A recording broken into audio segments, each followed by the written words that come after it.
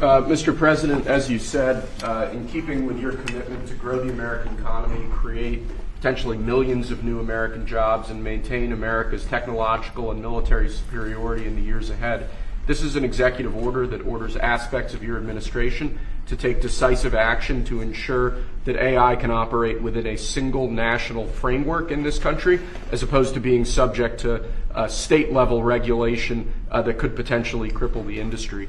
David Sachs, your AI and crypto czar, has been one of the key players and key authors behind this EO. He can give you more of the granular detail, but the big picture is that we're taking steps to ensure that AI operates under a single national standard so that we can reap the benefits that will come from it in terms of economic growth, job development, national security, and technological edge. And it's really the biggest industry that anybody's seen. I mean, it's taking off. And again, I believe there'll only be one country that really benefits, and it should be the United States. And it will be if we do this, if we're unified. We have to be unified.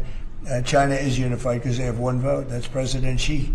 He says do it, and that's the end of that. You know, we have a different system, but we have a system that's good, but we only have a system that's good if it's smart. David Sachs, could you say a few words, please? Yes, sir. So as you pointed out, we have over 1,000 bills going through state legislatures right now to regulate AI. Over 100 of them have already passed. 25% of them are in California, New York, and Illinois. You've got 50 states running in 50 different directions. It just doesn't make sense. We're creating a confusing patchwork of regulation.